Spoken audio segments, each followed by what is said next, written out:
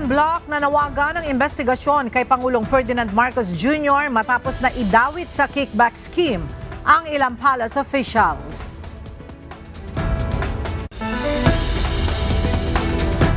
Dating Executive Secretary Lucas Bersamin pinabulaanan ang umano'y kanyang kaugnayan sa budget insertions. Kumakalat na code card na tila sagutan nila Senator Amy Marcos at First Lady Liza Araneta Marcos, kapwa fake post. Mas mataas na minimum wage sa Ilocos at Western Visayas ipatutupad na simula ngayong araw. At presyo ng gulay sa ilang mga palengke sa Metro Manila dumoble matapos ang magkakasunod na bagyong nanalasa sa bansa.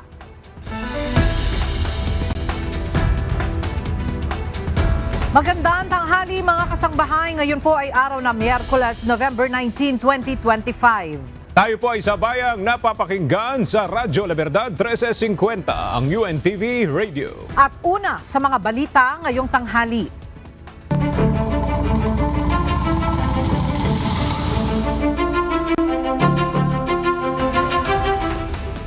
Sang-ayon si Executive Secretary Ralph Recto sa investigasyon laban sa ilang dating opisyal ng palasyo na sangkot umano sa flood control scam.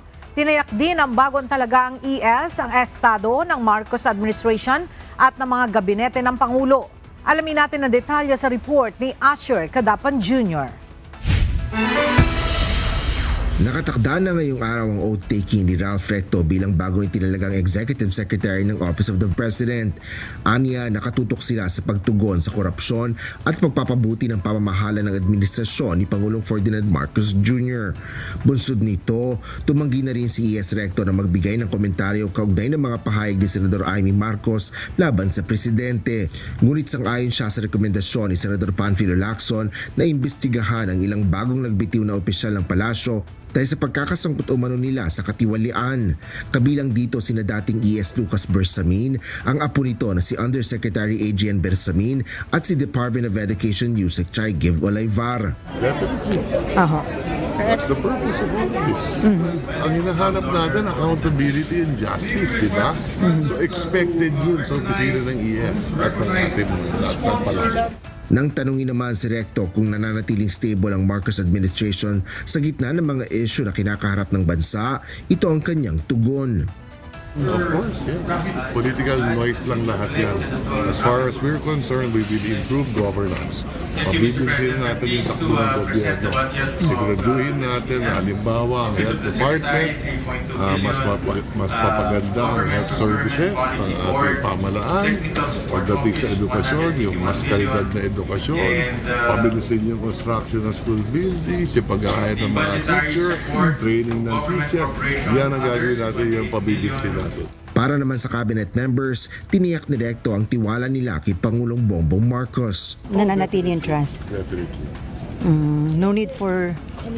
So, ang kabinete ngayon, they're not focused on the noise, we're all focused on Sa trabaho. Ngayong araw ay nakatakda namang muling magkita si PBBM at ES Recto pagkatapos ng pagkakatalaga sa kanya ng Pangulo sa naturang pwesto. Asher Cadapan Jr., UNTV News and Rescue. Diyos ang aming sandigan, serbisyo publiko ang aming pinahahalagahan. Itinanggi ni House Deputy Speaker na siya ang papalit na House Speaker kay Isabela 6th District Representative Faustino Boji D. III. Ang ugong ng palit liderato sa Kamara ay sa gitna ng mga kontrobersyang kinakaharap ng administrasyon ni Pangulong Ferdinand Marcos Jr. Ang detalye sa ulat ni Rosa Licos. Hindi totoo. Yan ang maikling tugon ni House Deputy Speaker at Antipolo 1st District Representative Ronnie Puno sa ulat na papalitan nitong Speaker si Isabela 6th District Representative Faustino Boji D. III. Dagdag pa nito, patuloy nitong sinusuportahan ang liderato ni Speaker Boji. 2 buwan na ang nakalipas mula ng iluklok na Speaker ng 20th Congress ang Isabela 6th District Representative. Ito ay matapos na magbitiw bilang speaker si Leyte 1st District Representative Martin Romualdez noong September 17 dahil sa pagkakadawit ng kapulungan sa mga aligasyon ng katiwalian kaugnay ng flood control projects at insertions sa 2025 budget. Kamakailan naman ay muling napaulat ang palit liderato sa Kamara sa gitna ng tumitindi pang mga kontrobersyang kinakaharap ng administrasyon ni Pangulong Ferdinand Marcos Jr. Kabilang na ang aligasyon ng nagbitiw na si Ako Bicol Party List Representative at dating House Appropriations Panel Chairperson Saldico na ang presidente umano ang nasa likod ng 100 bilyong pisong halaga ng mga proyektong isiningit sa 2025 national budget sa pamamagitan ng dating Budget Secretary na si Amena Pangandaman. Wala namang alam kaugnay ng umano'y 100 billion pesos insertions si House Minority Leader at 4-piece Party List Representative Marcelino Libanan. Ito ay kahit kabilang ito sa Bicameral Conference Committee para sa 2025 national budget kung saan umano nangyari ang insertions. Nag-open yung BICAM, tapos dinesignate yung chairman ng Committee on Appropriations, si Saldico sa House, at saka yung chairperson ng Committee on Finance to reconcile the conflicting provisions of both houses. Pag-inassure nila na reconcile na binigyan kami ng summary ng conflicting provision at yun po ay aprobahan na. Hindi po kami kasali doon sa mga insertion. Wala kaming kaalam-alam doon. Ako, personally. Kagaya rin ng ibang kongresista, duda si Representative Libanan sa iba pang aligasyon ni Ko, kabilang na ang umano'y pagbabanta sa kanya ng dating House Speaker na si Leyte Representative Romualdez. Rosa Licoz, UNTV News and Rescue. Diyos ang aming sandigan, serbisyo publiko ang aming pinahahalagahan. Inihahanda na ng Office of the Ombudsman ang mga susunod na kasong isasampa sa Sandigan Bayan. Kaugnay pa rin ito ng daan-daang mga flood control projects na nakitaan ng irregularidad at anomalya sa iba't ibang panig ng bansa. Ang detalye sa report ni Evan Alvarez. Ilang buwan kasunod ng pagputok ng issue ng flood control scandal sa bansa, naisampa na ng Office of the Ombudsman sa Sandigan Bayan ang unang batch ng graft and malversation cases para sa ilang individual na sangkot sa naturang katiwalian. Kasama dito si dating Congressman Zaldico, mga opisyales mula sa DPWH Region 4 Bimimaropa at mga kawani sa SunWest Corporation na nadiskubreng sangkot sa 100 million pesos substandard flood control project sa Oriental Mindoro. Ayon kay Assistant Ombudsman at Spokesperson Miko Clavano, inihahanda na nila ang iba pang kasong ihahain sa anti-graft courts upang tuluyan ng maiharap sa paglilitis ang mga nasa likod ng malawakang korupsyon. I would like to emphasize that this is the first of many cases that will be filed in court. There are several cases in the preliminary investigation stage and more in the fact-finding stage. Kasalukuyang sumasailalim na sa preliminary investigation ang 5 ghost flood control projects sa unang distrito ng Bulacan na hawak ngayon ng Department of Justice. Habang nakakalimang rekomendasyon ng mga reklamo na ang Independent Commission for Infrastructure kaugnay ng iba pang mga maanumalyang proyekto. Una na ring nabanggit ng komisyon na 421 ghost flood control projects na ang kanilang natukoy. Pagtitiyak ni Clavano, pananagutin ang lahat ng nasasangkot sa mga katiwaliang ito. The Office of the Ombudsman assures the Filipino people that we will pursue this case firmly, independently, and without fear or favor. Public funds were meant to protect communities from flooding, not to enrich officials or private contractors. Those responsible will be held to account. Siniguro rin ng Office of the Ombudsman na patuloy nilang i-update ang publiko patungkol sa pag-usad ng mga reklamo hanggang sa maging ganap na mga kasong lilitisin sa anti-graft court. Evan Alvarez, UNTV News and Rescue. Diyos ang aming sandigan, serbisyo publiko ang aming pinahahalagahan. Ikinatuwa ng Independent Commission for Infrastructure o ICI at ng Department of Public Works and Highways o DPWH ang mabilis na paghahain ng kaso laban sa mga sangkot sa flood control project sa Oriental, Mindoro. Ayon sa ICI at DPWH, inaasahan na ang hustisya at agarang pagpapanagot sa mga nagkasala sa nangyaring katiwalian sa proyekto ng pamahalaan. Narito ang report ni Jed Neresina. Matapos ang halos 2 buwan na investigasyon, inaksyonan na ng Office of the Ombudsman ang unang referral ng Independent Commission for Infrastructure o ICI, kaugnay ng isang flood control project sa Oriental, Mindoro. Kahapon November 18, kinasuhan na sa Sandigan Bayan ang ilang kawani ng Department of Public Works and Highways o DPWH, Region 4 Bimi Maropa, kasama ang mga tauhan ng contractor ng proyekto na Sunwest Corporation at ang beneficial owner ng kumpanya na si dating Ako Bicol Party List Representative Zaldico. Labis namang ikinatuwa ng independent body ang mabilis na aksyon ng Ombudsman. Well, of course, we're very glad. Natutuwa kami kasi it was filed only last September 29, so that's around less than 2 months ago. And how swiftly things happen. No? Na ngayon, masasampahan na ng kaso sa Sandigan Bayan. Eventually, warrants of arrest will now be issued, hopefully. No? And then we will be bringing these people to court. And para ito yung hinihingi ng mga taong bayan. Diba? So, natutuwa kami that finally, yung first referral bore fruit na, no? Karoon na ng action in the courts. Parehong reaksyon din ang nagmula kay DPWH Secretary Vince Dizon. Ayon sa kalihim, naging mabilis ang pagsasampa ng kaso ngayon kung ikukumpara sa PDAF scam o pork barrel noong 2013 kung saan halos 1 taon bago nagsimulang managot ang mga sangkot. Nakita natin na simula nung nag-file sa Ombudsman hanggang sa pag-file sa Sandigan Bayan at eventually pag-aaresto ni Janet Napoles, etc., it took almost 1 year. Ito po talagang masusing pagtatrabaho ng ICI, ng DPWH, at ngayon ng DOJ at ngayon ng Office of the Ombudsman. Mahigit 1 buwan nga, wala pang 2 buwan. Wala pang 2 buwan, na-file na sa Sandigan at tingin natin siguro sa mga susunod na araw na lang, ilalabas na rin ang mga warrants of arrest. No? So with that, I think mabilis ito. Naniniwala si Secretary Dizon na hindi rito magtatapos ang pagpapanagot sa mga sangkot sa malawakang korupsyon na nangyari sa proyekto ng gobyerno. Kumpiyansa siya na matitibay ang mga kaso at mga ebidensya kaya tiyak na makukulong ang mga taong gumawa ng mga katiwaliang ito. Jed Neresina, UNTV News and Rescue. Diyos ang aming sandigan, serbisyo publiko ang aming pinahahalagahan. Nairaffle na ng Sandigan Bayan ang 3 kasong isinampa kahapon ng Office of the Ombudsman kaugnay ng flood control scandal.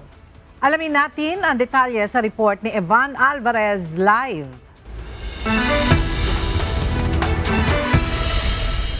Evan, saan division ng Sandigan Bayan napunta yung mga kaso? Ela, 3 magkakahiwalay na division sa Sandigan Bayan ang hahawak sa 3 partikular na kaso na isinampa ng Office of the Ombudsman sa Sandigan Bayan kahapon. Nag-special raffle na ngayong umaga sa Sandigan Bayan upang malaman kung aling division ng korte ang hahawak sa kaso laban kay dating Congressman Elizaldico, mga DPWH officials sa 4B Mimaropa at Board of Directors ng Sunwest Corporation.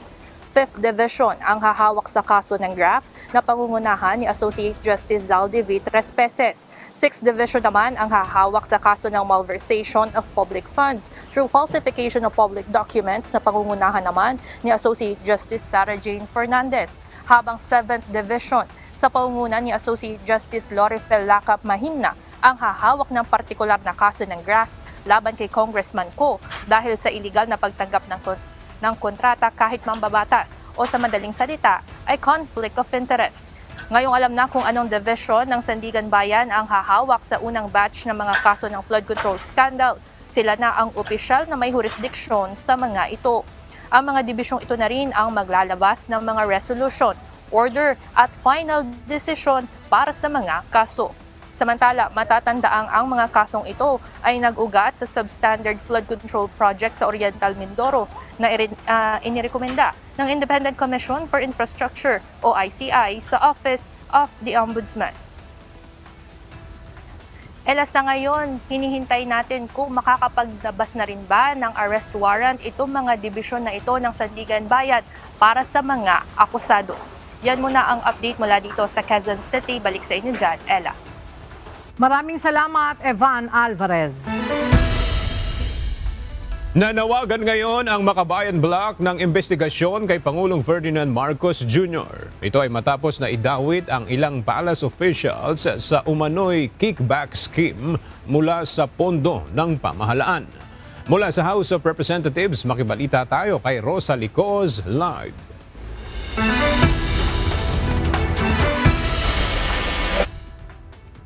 Gustong paimbestigahan ng Makabayan Block si PBBM.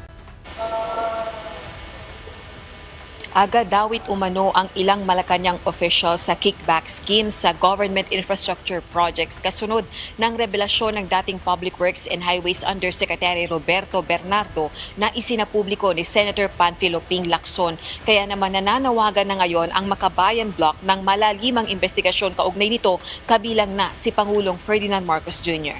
Anila, imposibleng walang alam at approval ang Pangulo sa ganito kalaking racket ng katiwalian. Gate din ng Makabayan Block ang mabilisan umanong pagbibitiw sa pwesto ng ranking officials ng palasyo. Kasunod ng mga pangdadawit sa kanila ay nagpapalakas umano ng kredibilidad sa mga aligasyong ito. Pero kung pahintulutan lang nilang makapagbitiw sa pwesto ang mga opisyal na hindi humarap sa investigasyon at prosecution, ay matinding injustice nila sa mga Pilipino. Dahil dito, dinedemand ng Makabayan lawmakers na ipatawag si Bernardo ng kinauukulang congressional committees at i-require itong sumpaan ang salaysay kaugnay ng pagiging sangkot ng Malacanang personality sa SOP scheme. Mahalagaan nila ang testimonya nito para matukoy ang lawak ng katiwalian at lahat ng responsable. Aga sa uli binigyang diin ng Makabayan Block o ng Makabayan lawmakers na ipinapakita umano ng iskandalong ito na isa ng karaniwang operasyon yung katiwalian sa administrasyon ni Pangulong Ferdinand Marcos Jr. Balik sa iyo, Aga. Maraming salamat, Rosa Licoz. Nananatiling suportado ng League of Cities of the Philippines o LCP ang pamumuno ni Pangulong Ferdinand Bongbong Marcos Jr. sa gitna ng kabi-kabilang issue at alegasyong ibinabato sa kanya. Ayon sa LCP, tiwala sila sa commitment ng Pangulo na palakasin ang mga lokal na pamahalaan para mapaunlad ang infrastruktura, edukasyon at serbisyong pangkalusugan sa publiko habang pinananatili ang transparency at accountability sa pamahalaan. Dagdag pa ng grupo, bilang mga kinatawan ng lungsod, patuloy silang tutugon sa kanilang tungkulin na pagsilbihan ang mamamayan at itaguyod ang mga programang makakabuti sa mga komunidad. Pinangako rin ng LCP na ia-align nila ang kanilang mga hakbang sa mga inisyatiba ng Pangulo upang maitaguyod ang isang makatarungan, progresibo at matatag na bansa. Nilinaw ng Presidential Communications Office o PCO na fake post ang kumakalat ngayon sa social media kung saan tila sinagot ni First Lady Liza Araneta Marcos ang mga alegasyon ni Senator Amy Marcos. Makikita sa nasabing code card ang larawan ng First Lady at may nakasulat sa ibaba na hindi na siya makikipag-argumento pa dahil kapatid ito ng kanyang asawa at inirerespeto niya si Mami Imelda. Nakasulat rin ang mga katagang, pero yung mga statements mo ay fake, kasing fake ng mukha mong retokada. Pero giit ng PCO, walang katotohanan ang mga ito at walang ganitong inilalabas na pahayag ang First Lady. Sa mismong post ng First Lady, kinumpirma nito na peke ang nasabing post at sinabing welcome to Entertainment Pinoy Style na may kasamang laughing emojis. Samantala, nilinaw rin ni Senator Amy Marcos na hindi niya post ang isa pang kumakalat na quote card kasama ang kanyang larawan. Ang nasabing post at tila tugon ng presidential sister sa sinasabing umano'y post ng First Lady kung saan nakalagay ang mga katagang ang photos na i-edit pero ang hair follicle test hindi nareretoke. Ayon kay Senator Amy, hindi niya ito post. Pinabulaanan ni resigned Executive Secretary Lucas Bersamin na sangkot siya sa insertions na umano'y illegal na ginawa sa 2025 budget.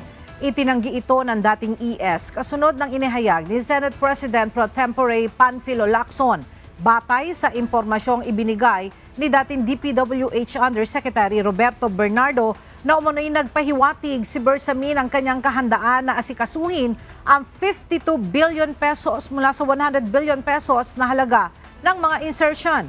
Mariin itong itinanggi ni Bersamin na nagsabi siya kay dating Secretary Bonoan ng anuman na may kinalaman hinggil sa umano'y pag-asikaso sa 52 billion peso insertions. Hindi anya mapagkakatiwalaan si Bernardo na makapagkukunan ng makabuluhang impormasyon kung ang kanyang kaalaman anya ay tila triple hearsay.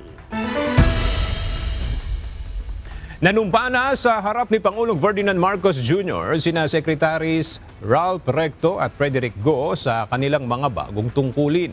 Si Recto ay itinalaga bilang bagong Executive Secretary kapalit ng nag-resign na si Lucas Bersamin. Si Secretary Go naman ang magiging bagong Finance Secretary. Sa ngayon, wala pang anunsyo kung sino ang papalit kay Secretary Go sa kanyang iiwang pwesto bilang Special Assistant to the President for Investment and Economic Affairs. Epektibo na simula ngayong araw, November 19, ang bagong minimum wage sa Ilocos at Western Visayas Region. Sa Ilocos Region, may dagdag na 37 hanggang 45 pesos sa sahod ng mga manggagawa. Kaya magiging 505 pesos na ang kabuang sahod kada araw ng mga nagtatrabaho sa non-agricultural sector na may higit sa 10 empleyado, habang 408 pesos naman sa mga may mas kaunting manggagawa. Tumaas din ang buwan ng sweldo ng mga kasambahay sa rehiyon sa 6,700 pesos. Halos kapareho rin ang itinaas ng minimum wage sa Western Visayas kung saan 37 hanggang 40 pesos ang nadagdag sa kita ng mga empleyado. Dahil dito aabot na sa 525 hanggang 550 pesos ang kabuang arawang sahod ng mga nagtatrabaho sa non-agricultural, industrial at commercial sector habang 520 pesos naman sa mga nasa agricultural sector. Para sa kabuuang detalye ng mga wage increase, maaaring magtungo sa website ng Regional Tripartite Wages and Productivity Board ng inyong rehiyon. Tumaas ng halos doble ang presyo ng mga gulay na ibinebenta ngayon sa ilang mga palengke sa Metro Manila. Ayon sa mga tindera, malaki ang itinaas ng presyo ng gulay matapos ang magkakasunod na bagyong nanalasa sa bansa. Mula sa Kamuning Public Market sa Quezon City, may report si Mia Alonzo live.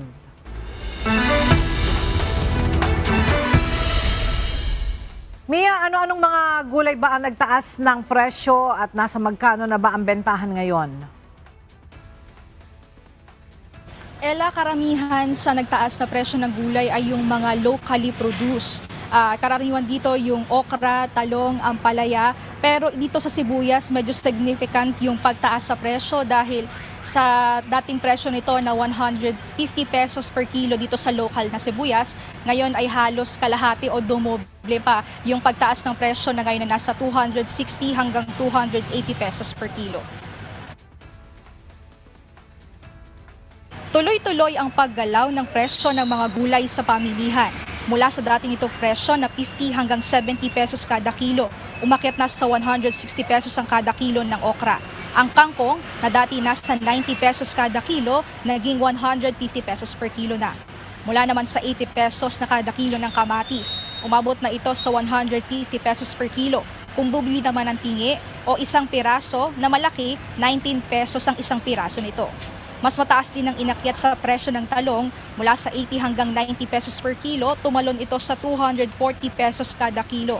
Ganito rin ang presyo ngayon ng ampalaya na mula sa 80 hanggang 90 pesos per kilo, aabot na rin sa 240 pesos ang kada kilo. Ang pechay Tagalog na 80 kada kilo, umabot na sa 160 pesos per kilo. Samantala, tuloy-tuloy ang pagtaas ng sibuyas. Ang lokal na sibuyas nasa 150 pesos hanggang 160 pesos kada kilo noon, ngayon ay nasa 260 hanggang 280 pesos per kilo na. Habang ang imported na puti at pulang sibuyas na dating nasa 70 pesos per kilo, umakyat na rin sa 160 pesos kada kilo. Halos lahat naman ma'am ng mga gulay, sibuyas, talagang tumaas mula nung pagkatapos ng bagyo. Kaya naman aminado ang ilang tindera sa biglang pagtaas ng presyo ng mga pangunahing gulay sa palengke, bunsod na rin anila ng magkakasunod na kalamidad, kaya nakararanas din ng kakulangan sa ilang supply nito. Ella, nauna namang sinabi ng Department of Agriculture na bukas sila o pinahihintulutan na nila yung pag-i-import sa ilang mga pangunahing mga gulay. Kagaya dito sa carrots at dito nga sa sibuyas. Kaya kanina rin sa pag-iikot natin dito sa May Kamuning Market, karaniwan na nakikita natin na supply ng sibuyas ay yung mga imported o yung mga malalaki at kakaunti na rin itong supply ng mga lokal na sibuyas o yung mga maliliit na piraso nito. At sinabi rin ng DA na sakaling mangailangan pa ng karagdagang imports ay pahihintulutan naman nila para naman sa pagiging stable ng presyo o ng supply ng mga gulay sa pamilihan. At yan muna ang update mula dito sa Kamuning Market. Balik sa iyo, Ella. Mia, meron bang estimate ang DA kung hanggang kailan yung mataas na presyo ng mga gulay at kailan nila tinitingnan na yan ay babalik sa normal na presyo? Ella, naunang binanggit ng DA noon sa pagkipag-usap natin kay Secretary Chu Laurel na normal lang talaga na nagkakaroon ng ganitong pagbaba sa supply at pagtaas ng presyo ng mga gulay lalo na at bumagyo. At ito kasing sibuyas ay hindi pa rin kapanahunan ng harvest season o yung harvest season na tinatawag, kaya normal lang din na kokoonti ang supply nito. Kaya naging paraan nila ang pag-imports muna. Sakaling dumating na ulit ang harvest season, inaasahan naman na muling magkakaroon ng pag-stable sa supply at sa presyo nito at yung inaasahan pa na pagdating ng mga naunang in-imports ng imported na sibuyas at iba pang mga gulay. Ella. Alright, maraming salamat, Mia Alonzo. Nakagraduate na sa Pantawid Pamilyang Pilipino Program o 4Ps ang nasa 1,500 na mga pamilya sa Isabela. Ibig sabihin, nagawa na ng mga ito ang pagiging self-sufficient at pagpapabuti ng kanilang mga buhay. Noong Lunes, November 17, isinagawa ang seremonya para sa kanilang pagtatapos sa programa sa Capital Arena sa Ilagan City, Isabela. Binigyan ng sertipiko at mga post-services package ang naging mga benepisyaryo ng 4Ps. Sa naturang seremonya, kinilala din ang nasa 55 na mga 4Ps monitored children na nakapagtapos sa kolehiyo at naging profesional na dahil sa programa ng DSWD. Naglaan ang Department of Education o DepEd ng nasa 326 million pesos sa Region 5 o Bicol Region para sa pagsasaayos ng mga nasirang paaralan dahil sa nagdaang mga malalakas na bagyo. Nakalaan ang pondo para sa pagsasaayos ng nasa higit 1,300 na mga paaralan. Ayon sa DepEd, ang Bicol Region ang nagtamo ng matinding pinsala dahil sa bagyo. Samantala, iniulat naman ng DepEd kahapon na mayorya sa mga rehiyon sa bansa ay nakabalik na sa face-to-face classes simula November 12 maging ang mga eskwelahan na ginawang evacuation center. Kahapon, pinuntahan ni Pangulong Ferdinand Marcos Jr. ang Cararaya Naga Elementary School sa Tiwi, Albay kasama si Education Secretary Sani Angara upang malaman ang kanilang sitwasyon matapos salantain ng bagyong Uwan. Iginiit ng Land Transportation Office o LTO na hindi sila nagpapadala ng text message ng abiso ng paglabag sa trapiko ng isang motorista. Kaugnay ito ng mga ulat na may gumagamit ng pangalan ng ahensya para sa phishing scam. Sa mensahe ni LTO Chief Assistant Secretary Marcus Lacanilao, sinabi nito na patuloy na lumalaganap ang mga pekeng website at text message na nagpapanggap na mula sa LTO. Paalala ng ahensya na huwag basta ikiklik ang mga kahina-hinalang link at agad itong ipagbigay alam sa ahensya sa pamamagitan ng kanilang official social media account. Magkatuwang na nagsagawa ng paglilinis sa isang creek sa Mandaluyong City ang Metropolitan Manila Development Authority at lokal na pamahalaan. Mula sa Mandaluyong City, ang detalya hatid ni Benedict Samson live.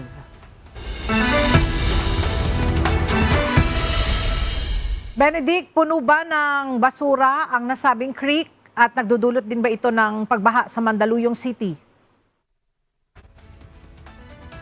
Magandang tanghali, Ella. Ayon kay Mandaluyong City Mayor Menchie Abalos, isa itong buhangin creek dito nga sa Barangay Plainview sa nagiging dahilan ng pagbaha dito sa may F. Ortigas at sa bahagi ng City Hall.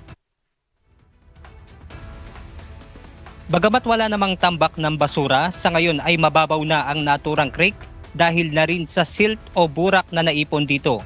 Kung kaya kapag umulan ay hindi maiwasan o umapaw ito na nagdudulot ng pagbaha.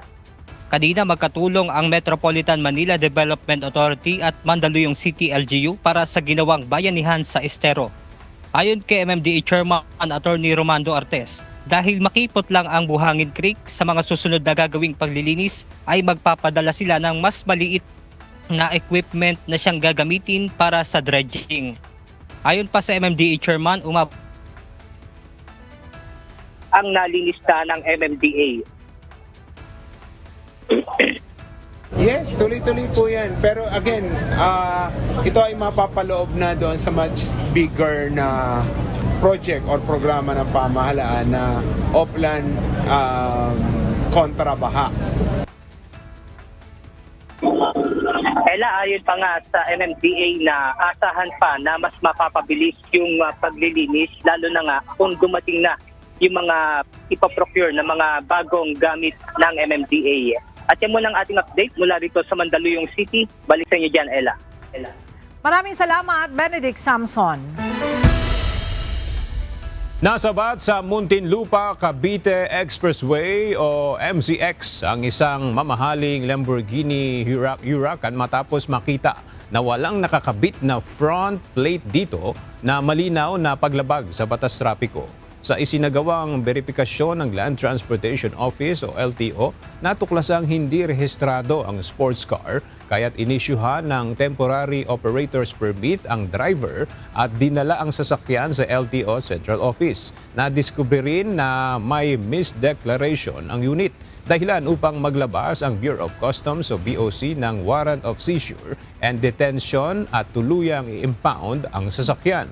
Ayon kay LTO Chief Assistant Secretary Marcus Lacanilao, patuloy ang kampanya ng ahensya laban sa smuggling at paggamit ng pekeng importation documents at nakikipag-ugnayan sila sa BOC para matukoy ang pananagutan at maipatupad ang nararapat na legal na aksyon laban sa may-ari ng sasakyan. Nakakakita ang Department of Foreign Affairs na positibong development kaugnay ng kaso ng mga Pilipinong bihag ng Houthi ayon kay Secretary Maria Teresa Lazaro. Inaasahan niya sa mga susunod na araw ay may positibong bagay na lalabas. Tumutulong niya ang mga bansa sa Middle East para sa apela ng Pilipinas upang mapakawalan na ang mga Filipino. Noong Hulyo, kinumpirma ng DFA na mayroong 9 na mga Pilipino ang nabihag ng Houthi rebels mula sa pinalubog na MV Eternity Sea. Lumahok ang U.S. Nimitz Carrier Strike Group sa pinakabagong Multilateral Maritime Cooperative Activity o MMCA ng Pilipinas, Japan at Estados Unidos. Idinaos ang pagsasanay sa karagatang sakop ng Baho de Masinloc at sa kabuuan ay matagumpay na naisagawa ang naturang operasyon. Narito ang report ni Ryan Lacanlale. Sa kauna-unahang pagkakataon, nakibahagi ang U.S. Nimitz Carrier Strike Group sa Multilateral Maritime Cooperative Activity o MMCA sa West Philippine Sea, kasama ang Pilipinas at Japan. Isinagawa ang pagsasanay sa bisinidad ng Bajo de Masinloc noong November 14 hanggang 15, 2025. Ito na ang ika-13 edisyon ng MMCA. Ayon sa AFP, layunin ng aktibidad na ipakita ang pagkakaisa ng mga katuwang na bansa sa pagtatanggol ng maritime domain ng Pilipinas at sa pangangalaga ng freedom of navigation alinsunod sa international law. The MMCAs are considered now part of our operational approach to ensure that we have our presence and those of our partners and allies within our maritime domain. They help project that these countries are supporting our stand in ensuring that global commons will remain free and open. Bagamat nagkaroon ng Freedom of Navigation Operations ang Carrier Strike Group sa West Philippine Sea noong nakaraang taon, ito ang unang pagkakataon na sumali ang grupo sa pagsasanay kasama ang Pilipinas at Japan. Kabilang sa mga barkong ipinadala ng Pilipinas ang BRP Jose Rizal, BRP Antonio Luna at AW159 helicopter. Habang mula sa US ang US Nimitz at mga escort ships nito na USS Wayne Meyer, USS Gridley at USS Lena Sutcliffe Higbee. Sa panig naman ng Japan Maritime Self-Defense Force kasama ang JS Akebono at ang SH-60K Seahawk helicopter. Binigyang diin ng Philippine Navy na mahalaga ang pagsasagawa ng MMCA dahil nagbibigay ito ng pagkakataon na makapagsanay ang Pilipinas kasama ang mga modernong Navy ng like-minded nations.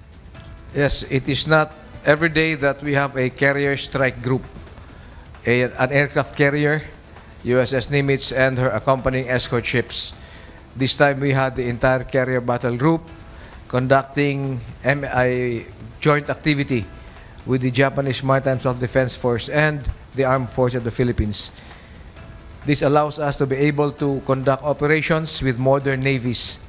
Again, it is not every day that you see an entire carrier battle group within the Philippine maritime domain. We take advantage of opportunities like this to be able to train with our partners and allies. Isa sa mga pagsasanay ang anti-submarine warfare kung saan bahagi ang mga barko ng Philippine Navy sa Multinational Task Force.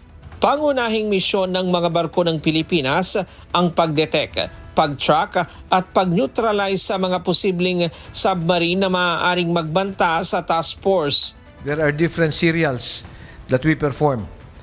The most common of that when we do MMCAs for the Philippine Navy ships is to be engaged in anti-submarine warfare.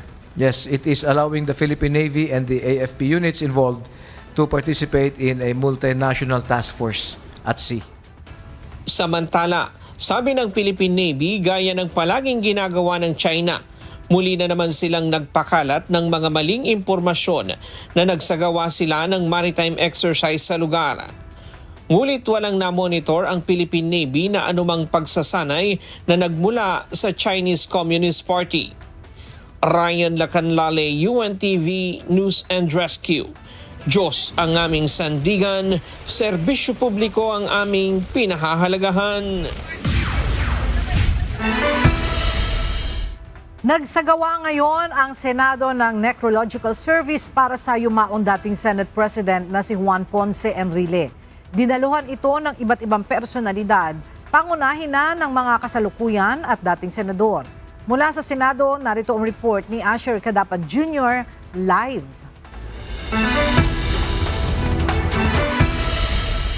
Asher, sino-sino ang mga dumalo sa Necrological Service dyan sa Senado? Pinangunahan ni Senate President Vicente Sotto III at mga senador sa 20th Congress ang pagsalubong dito sa Senado ng mga labi ni dating Senador Juan Ponce Enrile.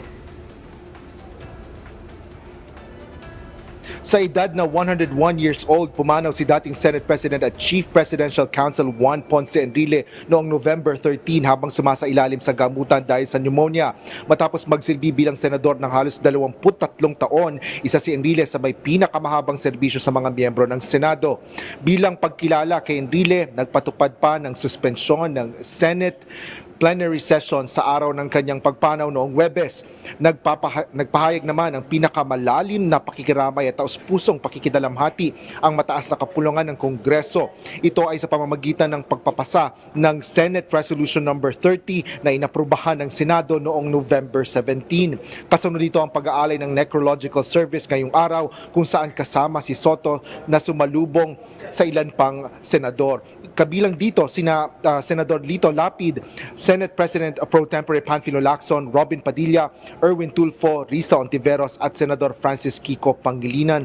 Sinalubong din ang yumaong senador ng Honor Guards na kinabibilangan ng mga miyembro ng Philippine Air Force, Philippine Army at Philippine Marines. Nakaisa rin dito ang buong pamilya ng yumaong senador sa pangunguna ng anak na si Katrina Enrile. Personal namang ipinirsinta ng Senado sa pamilya Enrile ang resolusyon ng pakikiramay at pagkilala sa mga nagawa para sa bayan ng dating senador. Dumalo din ang mga dating mambabatas na nag-alay ng eulogy at tribute kay Enrile, kabilang sina Makati City Mayor Nancy Binay, Jambi Madrigal, Congresswoman Gloria Macapagal Arroyo, Orly Mercado at Richard Gordon. Sa ngayon, Ella, ay patuloy pa rin ang necrological services para nga sa dito kay dating Senador Juan Ponce Enrile at ito ay inaasang magtapos 1:00 ng hapon. Yan ang latest dito sa Senado. Balik sa iyo, Ella. Maraming salamat, Asher Kadapan Jr.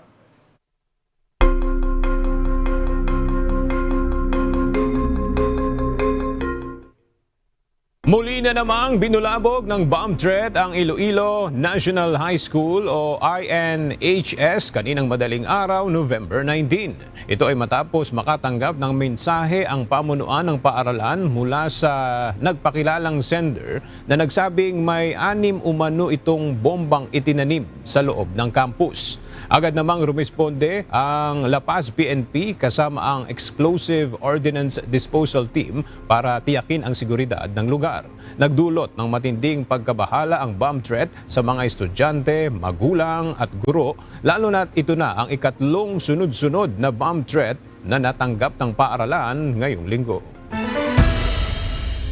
Nakatakdang ipatawag ng Sangguniang Panlalawigan ng Palawan ang ilang kinatawan mula sa Department of Public Works and Highways o DPWH. Ito ay dahil sa mga nasirang flood control project ng ahensya sa isla matapos ang pananalasan ng Bagyong Tino na lubang nakaapekto sa mga residente. Mula sa Puerto Princesa City, Palawan, ang detalye hatid ni Andy Pagayona live.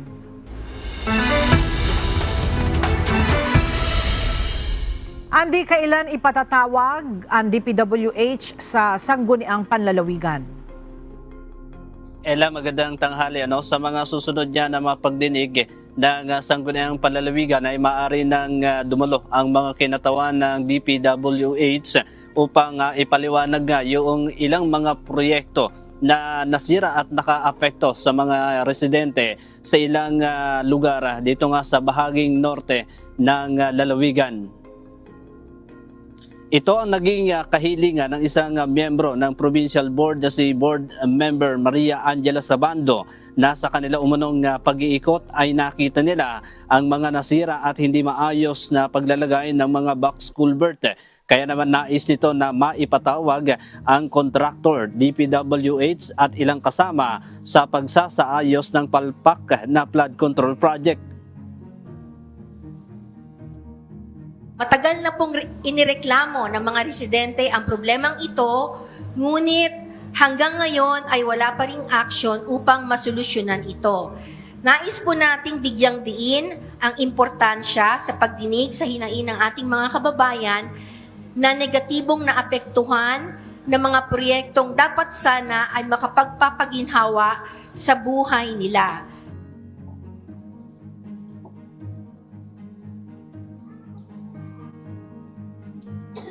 Matatandaan na nitong Bagyong Tino at Juan ay maraming lugar sa norte ng lalawigan ay nalubog sa baha. Kaya naman ilan sa mga residente ay nagrereklamo na umano sa hindi maayos na paglalagay ng mga culvert na lalong nagdulot ng pag-apaw ng tubig na dumediretso sa kanilang kabahayan.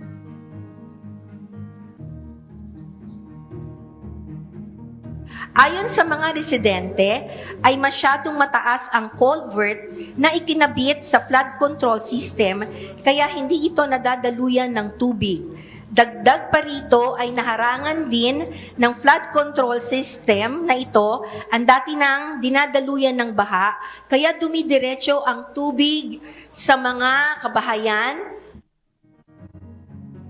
Sa ngayon ay hihintayin pa ng sangguniang panlalawigan ang magiging paliwanag ng DPWH sa ganitong proyekto. Samantala, plano na rin ng mga LGUs na magkaroon ng relokasyon ang mga residenteng nasa tabing ilog upang hindi malagay ang kanilang buhay sa panganib. Yan mo ng ating update mula dito sa Palawan. Balik sa inyo. Ella? Maraming salamat, Andy Pagayona.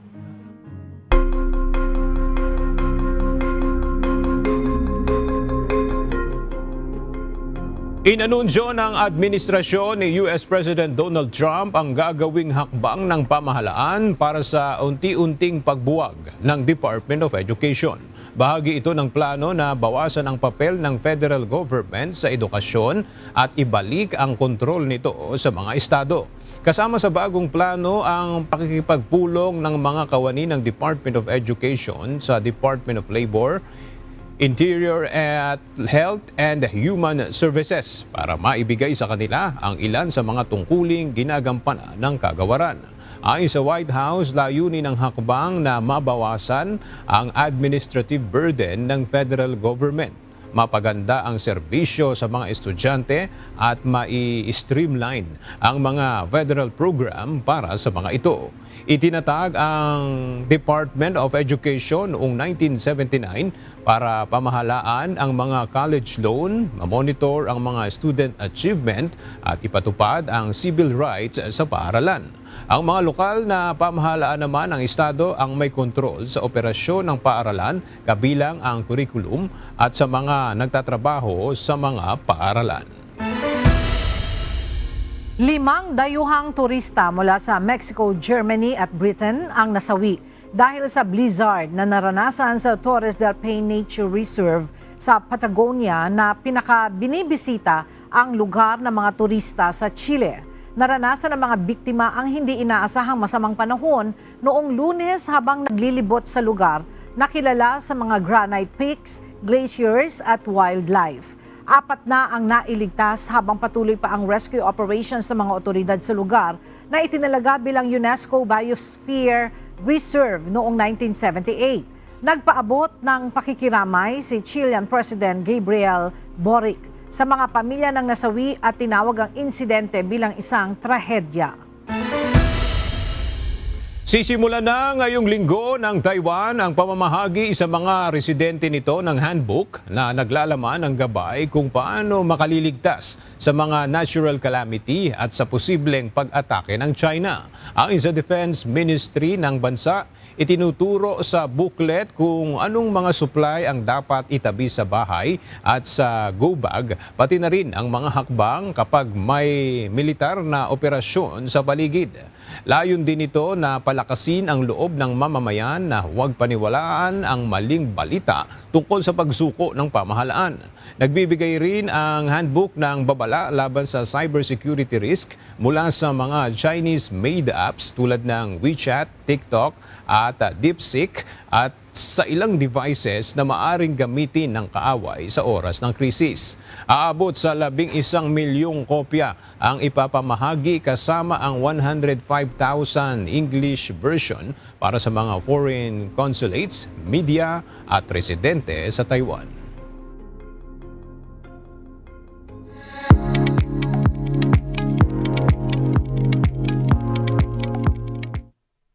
Gaganapin na mamayang hapon ang inaabangang preliminary competition para sa 74th Miss Universe pageant ngayong taon.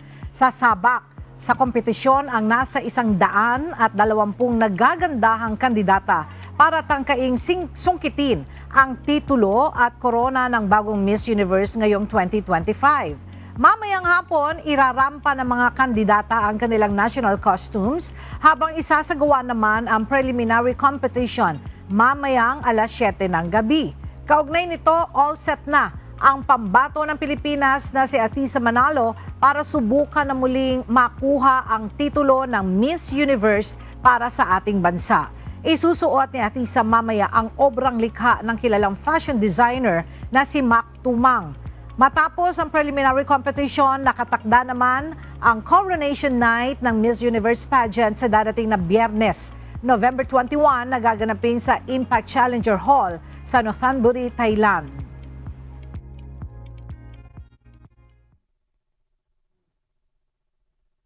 At sa ating pong iiwang mga salita ng Diyos na ating sandigan mula sa aklat ng unang Juan, Kapitulo 2, versikulo 21 na nagsasabi, "Hindi ko kayo sinulatan ng dahil sa hindi ninyo nalalaman ang katotohanan, kundi dahil sa inyong nalalaman, at sapagkat alinmang kasinungalingan ay hindi sa katotohanan."